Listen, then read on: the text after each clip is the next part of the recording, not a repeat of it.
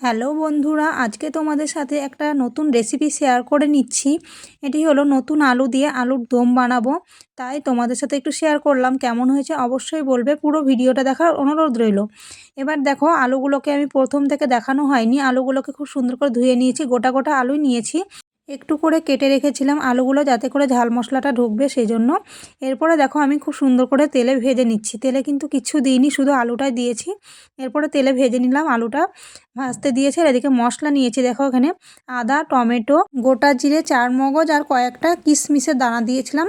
চারমগজ আর কিশমিশ দিলে কিন্তু আলুর দমের গ্রেভিটা খুব সুন্দর হয় আর খেতে কিন্তু দারুণ লাগে। তারপরে আমি একটা সিক্রেট মশলা দিয়েছি এখানটায়।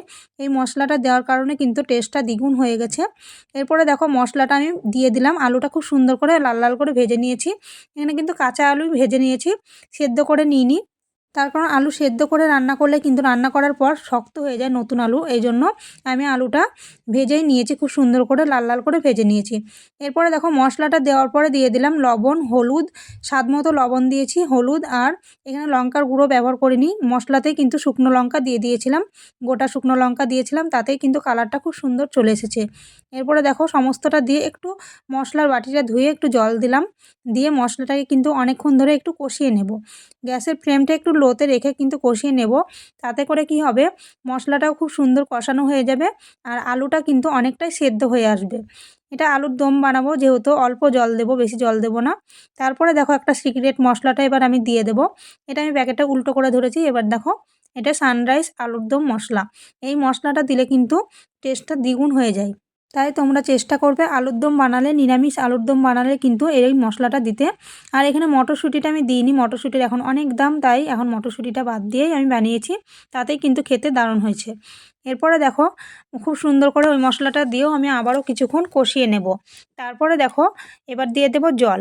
বেশ ভালো করে কষানো হয়ে গেছে, তেলটা যেই ছেড়ে দেবে তখনই দিয়ে দেব জল। আবারও কিছুক্ষণ ঢেকে রেখে রান্নাটা আমি কষিয়ে নেব, তাতে করে তেলটা দেখো খুব সুন্দরভাবে ছেড়ে দেবে। তখনই দিয়ে দেব জল। যতক্ষণ না তেল ছাড়ছে মশলা থেকে ততক্ষণ কিন্তু মশলাটাকে কষিয়ে নিতে হবে, নাহলে কিন্তু ভালো লাগবে না। আর তেল ছাড়লে কিন্তু এমনিতেই কালারটা খুব সুন্দর চলে আসবে। এবার দেখো, আমি জল দিয়ে দিলাম। জলটা দিলাম একটু বেশি দিয়েছি, তার কারণ আলুটা একটু সেদ্ধ হবে আর গ্রেভিটা একটু গ্রেভি গ্রেভি রাখবো, সেই জন্য কিন্তু জলটা একটু বেশি দিয়েছি। এটা কিন্তু এত জল থাকবে না দেখো। এরপর আমি ঢেকে রেখে রান্নাটা করে নেব। আমার রেসিপিটা যদি তোমাদের ভালো লেগে থাকে অবশ্যই একটা লাইক, কমেন্ট, শেয়ার করে যারা পেজে নতুন, পেজটা অবশ্যই ফলো করে দিও, তাহলে কিন্তু নতুন নতুন ভিডিওগুলো তোমার সামনে আগে চলে আসবে। এরপরে দেখো, ঢেকে রেখে রান্নাটা করে নিয়েছি। দেখো কতটা ঝোল শুকিয়ে গেছে। আমি এই রকম গ্রেভিটা রেখে দেবো, তার কারণ আলুতে অনেকটাই ঝোল টেনে নেয়, সেজন্য কিন্তু এরকমই রেখে দেবো। খাওয়ার সময় কিন্তু একেবারে মাখো মাখো হয়ে যাবে আর খেতে কিন্তু দারুণ লাগবে। দেখো, আলুগুলো খুব সুন্দর সেদ্ধ হয়ে গেছে। এবার আমি নামিয়ে নেব নেড়েচেড়ে।